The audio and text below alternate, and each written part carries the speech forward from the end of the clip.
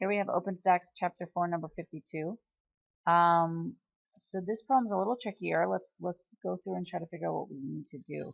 First of all, I want to recognize, it's nice to kind of just be comfortable looking at this type of problem and realizing that when you don't know your initial velocity, or that initial speed that something is launched with, it's nice to recognize, okay, there is some initial velocity, and that's a vector.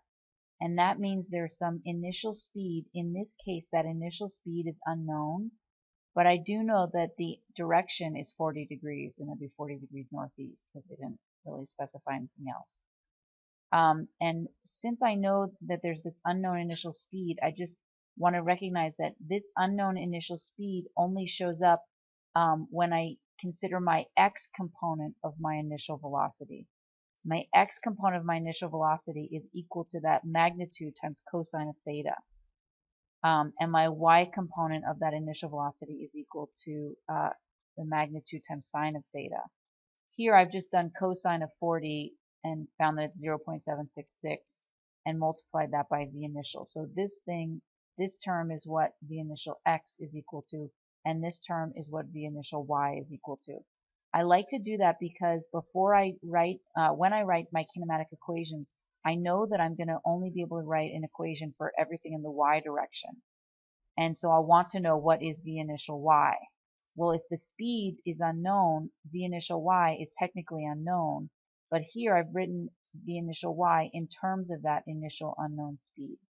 And I've done the same thing with v initial x, so I can plug this whole thing into my equation, and that might help me figure out what v initial is, okay?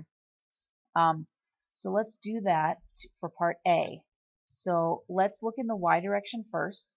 If you've done a lot of projectile motion problems, you might realize it's always smarter to start in the y direction and see if you have enough to solve for whatever variables you're looking for in the y direction first. That's just a good way to do it. So definitely in the y direction, I know that my y displacement is negative 900 meters, and I also know that my acceleration is negative 9.8 meters per second squared. I don't really know anything else about what's happening in the y direction.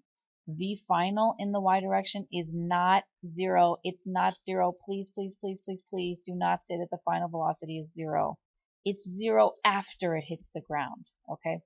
We're talking about when it's still in the air, because that's the only time that the acceleration is negative 9.8 meters per second squared. So I don't know V final in the y direction. V initial in the y direction has this unknown value as part of it. And I don't know delta t. So I'm not going to be able to solve immediately for anything. But what I can do is realize that if I use V initial y, it has this unknown. And delta t is also unknown.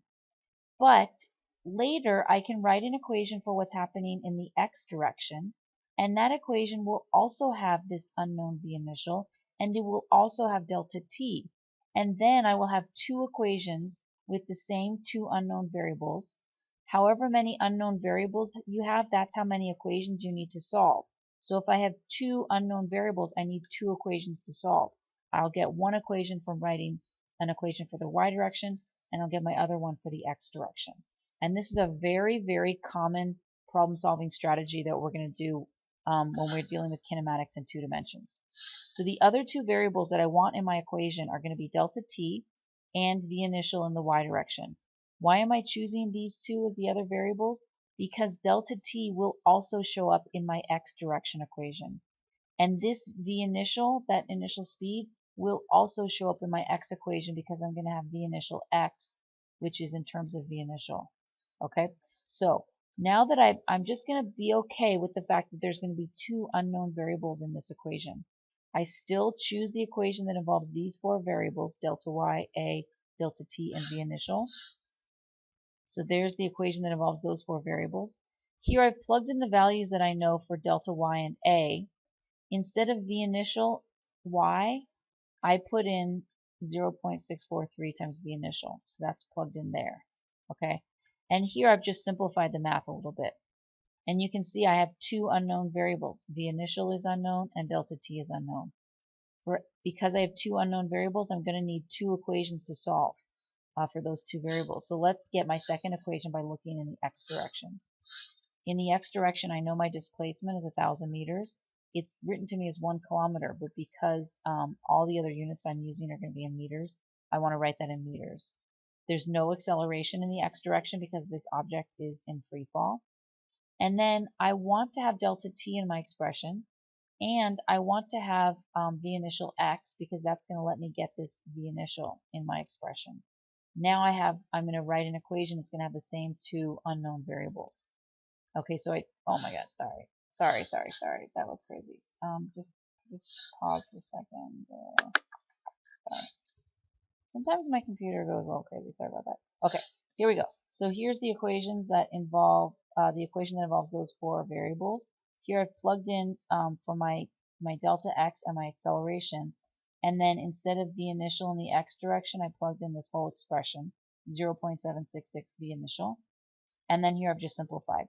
So now I'm down to two equations and two unknown variables. At this point, the rest of the problem is just algebra.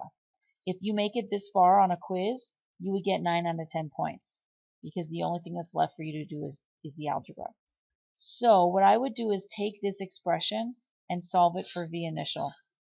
And so I just divide both sides by 0.766 delta t, and that's what I get. And now I'm going to take this expression for v initial and plug it in here for this v initial. So that's what I've done. And then I can just solve for delta t. So I found that it's in the air for 18.8 seconds. That's part B. And now to figure out their initial speed, I'm just going to plug this 18.8 seconds back into here and get 69.3 meters per second.